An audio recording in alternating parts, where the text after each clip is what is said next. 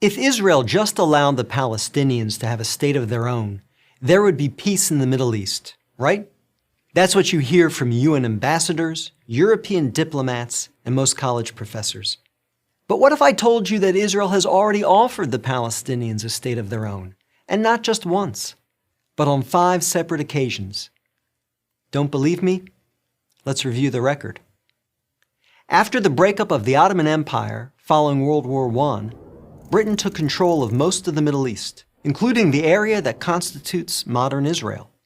17 years later, in 1936, the Arabs rebelled against the British and against their Jewish neighbors. The British formed a task force, the Peel Commission, to study the cause of the rebellion. The commission concluded that the reason for the violence was that 2 peoples, Jews and Arabs, wanted to govern the same land.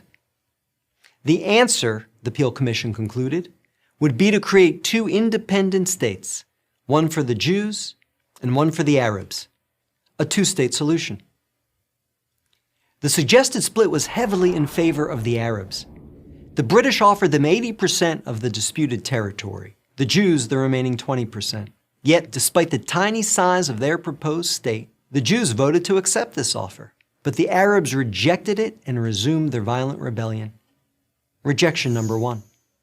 10 years later, in 1947, the British asked the United Nations to find a new solution to the continuing tensions. Like the Peel Commission, the UN decided that the best way to resolve the conflict was to divide the land. In November 1947, the UN voted to create 2 states.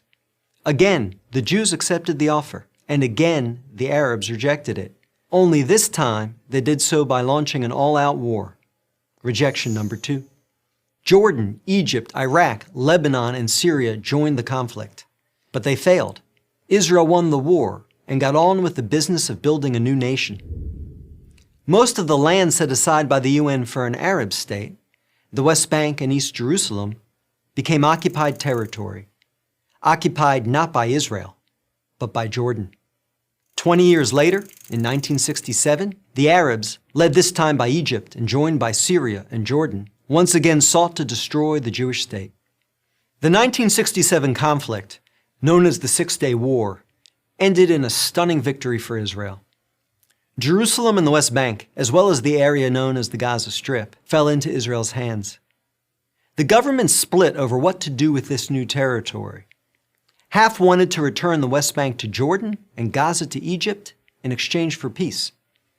The other half wanted to give it to the region's Arabs, who had begun referring to themselves as the Palestinians, in the hope that they would ultimately build their own state there. Neither initiative got very far.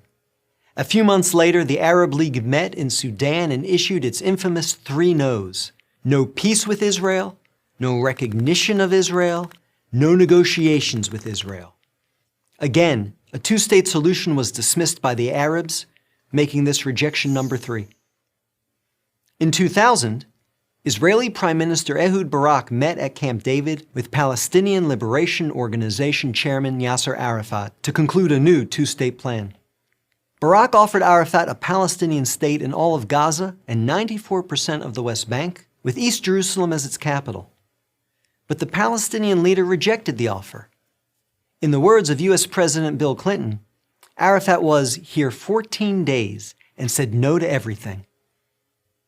Instead, the Palestinians launched a bloody wave of suicide bombings that killed over 1,000 Israelis and maimed thousands more, on buses, in wedding halls, and in pizza parlors.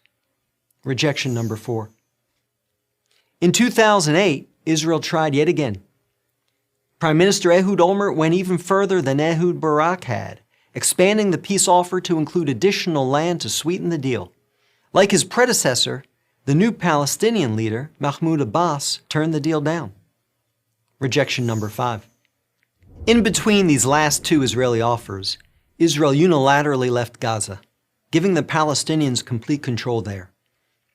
Instead of developing this territory for the good of its citizens, the Palestinians turned Gaza into a terrorist base from which they have fired thousands of rockets into Israel. Each time Israel has agreed to a Palestinian state, the Palestinians have rejected the offer, often violently. So if you're interested in peace in the Middle East, maybe the answer is not to pressure Israel to make yet another offer of a state to the Palestinians. Maybe the answer is to pressure the Palestinians to finally accept the existence of a Jewish state. I'm David Brog, Executive Director of the Maccabee Task Force for Prager University.